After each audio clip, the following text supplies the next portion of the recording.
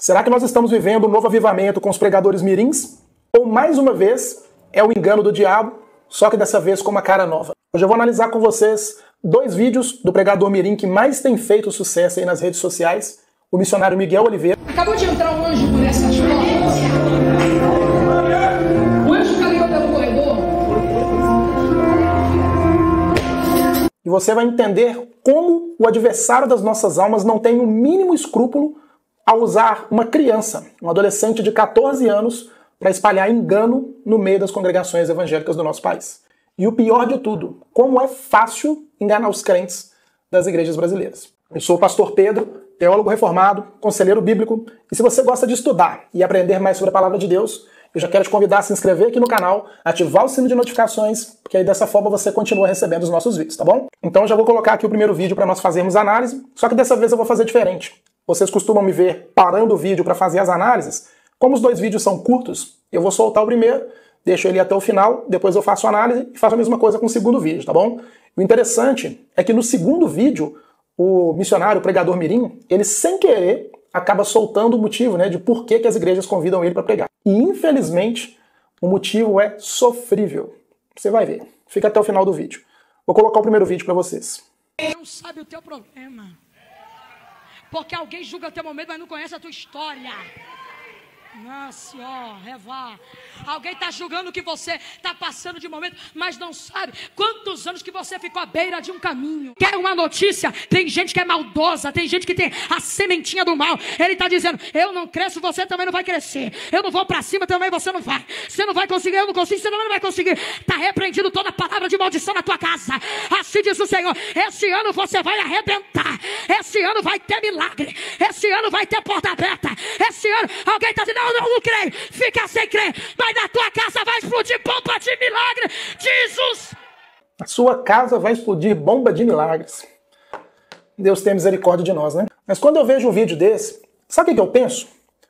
Será que nessa congregação não tem um homem de Deus, um homem de verdade, um homem que atenda ali os requisitos bíblicos, um homem de Deus de verdade, um homem que seja temente ao Senhor, que seja apto a ensinar, para que essa congregação não precise chamar uma criança de 14 anos para pregar para a igreja toda? Será que não tem ninguém lá? Agora, falando da pregação em si, né, desse corte dessa pregação, vocês podem acompanhar o perfil dele, as pregações dele consistem basicamente nisso, revelações, pregações dessa mesma maneira. Isso aí é uma pregação clássica neopentecostal, onde existem ali vertentes do triunfalismo e também da confissão positiva. Você lembra daquele louvor, né, entre aspas, louvor, quem te viu passar na prova e não te ajudou, lá na frente vai se arrepender?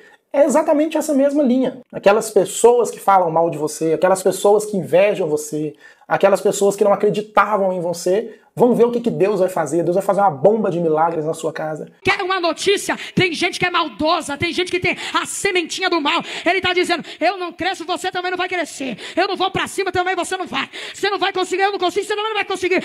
Gente, desde quando o evangelho é isso? Só que o triste é que uma criança, um adolescente, ele só está reproduzindo toda uma cartilha que ele identificou muito provavelmente na liderança da igreja dele, nas pessoas que ele admira, e ele está seguindo essa cartilha do engano, essa cartilha neopentecostal maldita, para poder compartilhar esse tipo de mensagem para as pessoas, fazer sucesso na internet. É justamente a resposta dos céus para os crentes carnais. Eu já falei para vocês, eu também já fui pastor pentecostal, na verdade era uma igreja mais neopentecostal do que pentecostal, e eu tenho um vídeo aqui no canal onde eu falo sobre isso, o engano, como as pessoas são manipuladas pelo ambiente, como eu já fui manipulado, e infelizmente também, eu confessei aqui no vídeo, eu enganei pessoas acerca dessa questão, muitas vezes não de maldade, não que eu queria enganar, mas porque eu fui condicionado a esse tipo de coisa. Observa, as mudanças de vozes, os jargões que ele solta, as declarações proféticas, no meio ali solta até uma língua estranha para poder validar tudo que ele está falando. Porque alguém julga o teu momento, mas não conhece a tua história. Nossa, ó, revá. Então isso é só engano, é manipulação, aliado a uma mensagem mentirosa, é o espetáculo, é um circo de horrores que as pessoas estão procurando. Uma outra coisa que, via de regra, nós vemos desses círculos neopentecostais, é a famosa frase, né? Assim diz o Senhor, sem temor nenhum. No caso desse adolescente, não sei se é menos pior, se é menos justificável, porque ele ainda não tem discernimento das coisas. Mas é uma frase muito dita no meio neopentecostal, sem nenhum tipo de discernimento, sem nenhum tipo de temor do Senhor, promessas de milagres, promessas de coisas que Deus nunca prometeu, como se o evangelho ele se resumisse a simplesmente bênçãos, vitórias, milagres, você triunfar em cima daquelas pessoas que um dia te viram mal, não te ajudaram, te fizeram mal. E tudo aquilo que Jesus morreu na cruz para nos conceder, que é a paz diante de Deus, a salvação da ira do Senhor, o amor de Deus manifesto em Cristo e aplicado nas nossas vidas a partir da ação do Espírito Santo, parece que Jesus morreu na cruz para virar o nosso capacho, o nosso mordomo. Parece que Jesus morreu na cruz foi para virar um gênio da lâmpada nas nossas vidas, um realizador de desejos. Isso é triste, realmente isso é triste. Quando nós vemos isso praticado por uma criança, sinceramente é lamentável, é muito triste. O que nós temos nessa mistura toda são igrejas carnais, com líderes carnais, para crentes carnais que nunca conheceram de fato o evangelho. Pessoas que não querem ir para a igreja para ouvir a palavra de Deus. Elas querem se entregar a fábulas, como diz o texto de 2 Timóteo, capítulo 4, no verso 3 em diante. É o tempo em que as pessoas não querem ouvir essa doutrina, mas elas amam se entregar em fábulas. E aí elas constituem mestres, pregadores, que vão pregar o que elas querem ouvir. E infelizmente esse rapaz é essa figura clara. Eu vou colocar o segundo vídeo para vocês aí. Ela pegou, olhou pra mim e falou assim: só se você for de suporte de água pro pregador, porque você não é o pregador. Eu não sentei no altar, não deixaram subir. Deixa eu pausar aqui rapidinho. Nota como tudo é construído em cima dessa questão do vitimismo espiritual. Ah, alguém não me deu valor, alguém não viu o potencial que havia em mim. Nota como tudo nesse tipo de teologia, ela gira em torno exatamente disso, tá? O pastor falou no microfone, falou assim: irmãos, hoje a gente não vai ter um pregador, mas vai dar pra tampar o buraco. Eu subi no altar quebrado, destruído, e Deus gritou na minha alma: desde a sua infância eu já lidei com o profeta das nações. A passagem de Jeremias. E foi isso que eu preguei. E naquele dia, um homem que estava há 2 anos sem andar, quebrou 4 ossos da perna, ele soltou as muletas para os 2 lados do corredor da igreja e saiu correndo. Se eu não estou enganado, foi 36 pessoas batizadas com o Espírito Santo. Deu 15 minutos, eu dei o microfone para a mão, pastor, a igreja pegando fogo. O pastor pegou e falou assim: não, continua. Pegou e falou assim: não, pastor, é para tampar o buraco. Tá. E aqui você notou que, sem querer, ele entregou o motivo do porquê que os pastores, os líderes de igreja chamam ele para poder ministrar nas congregações? Justamente por isso. Porque são pastores carnais pregando para igrejas carnais que estão sempre atrás de eventos, que estão sempre atrás de tudo o que não foi evangelho para dentro da igreja.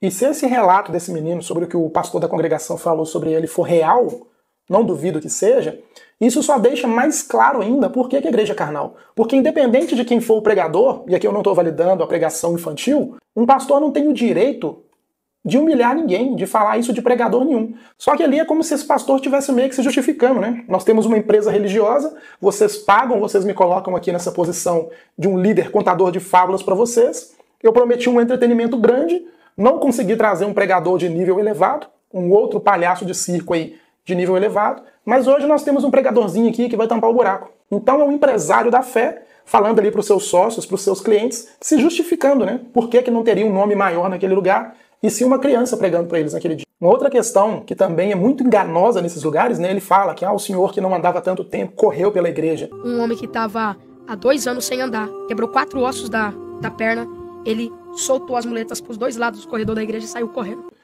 É essa percepção de que quando acontecem milagres na igreja, na congregação, Deus está validando as coisas que estão acontecendo ali. Eu já quero deixar bem claro, porque muitas vezes vem pessoas aqui nos comentários perguntar se eu não creio em milagres de Deus. Eu creio muito nos milagres do Senhor. Vários milagres já aconteceram na minha vida, na minha família, na vida da minha filha, da minha esposa. Inúmeros milagres. Creio muito em milagres. Só que nós precisamos entender que muitas vezes os milagres são enviados pelo próprio Deus. Os milagres, sinais, maravilhas são enviados pelo próprio Deus como um sinal de juízo contra aquelas pessoas que não seguem a Ele. Aquelas pessoas que estão sempre atrás de milagres, estão sempre ali ouvindo a mensagem, o evangelho de alguma forma, mas que nunca querem o evangelho, só querem os milagres. Lembra de quando Jesus prega e uma multidão de seguidores abandona ele? É justamente isso, são pessoas que são movidas apenas por milagres. Então a Bíblia nos ensina que muitas vezes Deus vai operar milagres para poder pegar essas pessoas carnais, que não são cristãs verdadeiras, justamente na operação do erro, na operação do engano. Uma outra pessoa que também é, biblicamente falando, especialista em realizar milagres, sabe quem que é? Se arrisca? O próprio diabo. Você lembra do episódio da santa que chorou sangue? Já observa que é um lugar realmente sagrado, e logo mais ali no quarto a gente já pode observar a imagem de Nossa Senhora de Fátima. Muita gente falou que aquilo ali é uma fraude, que muito provavelmente a igreja manipulou aquela situação, arranjou aquele milagre, mas eu não duvido que tenha sido um milagre de verdade, não. Só que um milagre produzido pelo diabo. A Bíblia diz claramente isso, sobre aquelas pessoas que iriam fazer milagres para induzir o povo a abandonar a fé em Cristo. E ali naquela situação da Igreja Católica, muito provavelmente foi um milagre sim de fato, um sinal, uma maravilha que aconteceu, que fez aquela santa chorar sangue, mas um milagre operado pelo diabo. O resultado daquele milagre foi o quê? Mais pessoas adorando aquela santa, mais pessoas adorando outros santos da Igreja Católica. Então, biblicamente falando, isso não pode ter sido um milagre para levar pessoas a Cristo. Porque a própria palavra de Deus diz que aquelas pessoas que profetizam coisas, ou quando acontecem milagres, e essas pessoas induzem o povo a seguir outros deuses, essas pessoas não são da parte do Senhor. Então, assim, o diabo, Satanás, ele realiza muitos milagres. E sempre que os milagres são realizados pelo diabo, ou que seja uma intervenção divina para pegar as pessoas no engano, uma multidão de pessoas são arrastadas para seguir as pessoas que operam milagres dessa forma. Só que o que é extremamente importante de você entender com esse vídeo hoje, que não são os milagres que aferem a veracidade do evangelho, o poder daquilo que está sendo pregado ali. O que afere de fato a veracidade do evangelho, que fala que de fato é uma pregação bíblica, é a fidelidade à palavra de Deus, a fidelidade à doutrina dos apóstolos. Se a pregação de alguém levantar as pessoas, agitar as pessoas, acontecer tudo na igreja, irmão rodando de cabeça para baixo no teto, línguas, chover dentro da igreja, se tudo isso acontecer e a pregação não tiver sido bíblica, tudo isso é lixo. É literalmente lixo, pode pegar e jogar no esgoto. Porque o que é importante é a palavra de Deus. Olha o que diz a palavra do Senhor no Evangelho segundo Mateus, no capítulo 24, a partir do verso 23. Olha isso, para vocês verem que eu não estou inventando. Verso 23, Mateus 24, 23. Então, se alguém vos disser, eis aqui o Cristo, ou ei-lo ali, não acrediteis, porque surgirão falsos cristos e falsos profetas, olha isso, operando grandes sinais e prodígios para enganar, se for possível, os próprios eleitos. E aí Jesus termina dizendo, presta atenção no que eu estou te dizendo. E é isso que nós estamos vivendo.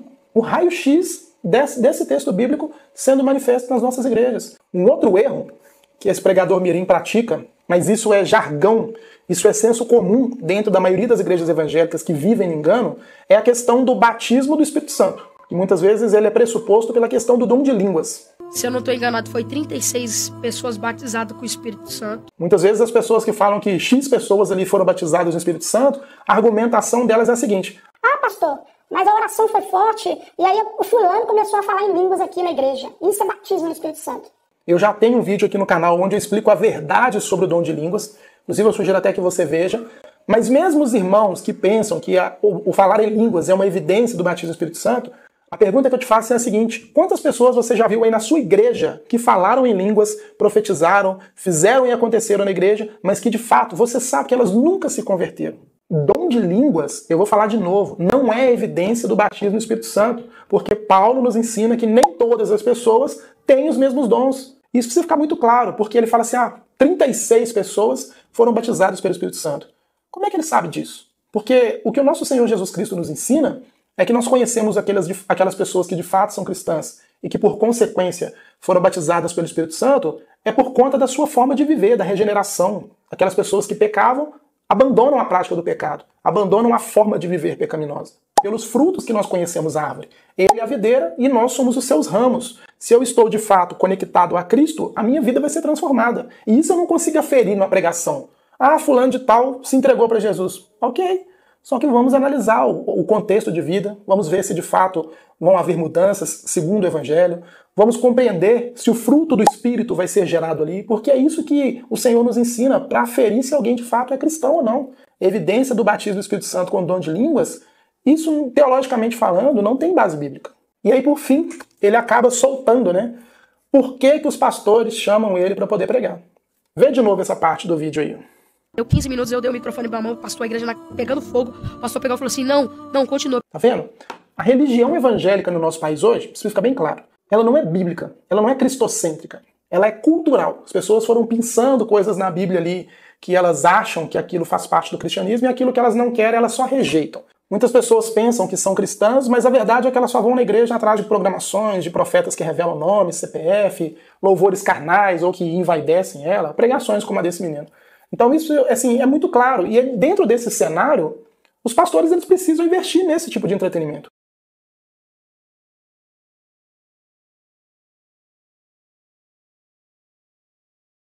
Então é por isso que esse tipo de pregador, aqui no caso um pregador mirim, eles ganham tanta atenção. Por quê? Primeiro, é algo novo, é como se tivesse um animal no zoológico ali, um animal diferente. As pessoas vão correr para ver. Então ver um menino fazendo coisas que os adultos, né, os enganadores dessas religiões adultas estão fazendo, isso chama atenção. Então os pastores agora querem.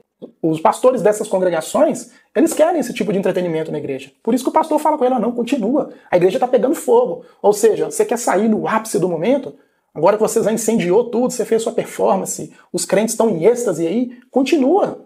A pregação não é bíblica, não houve arrependimento, ninguém está ali se constritando aos pés do Senhor, está todo mundo pulando, rodando, falando em línguas e por aí vai, mas não tem arrependimento. Então continua, é isso que a gente quer aqui. Não confronta o povo, não prega o evangelho para esse povo, que senão eles vão embora. Mas isso que você está fazendo aí, ó, é justamente o que a gente quer.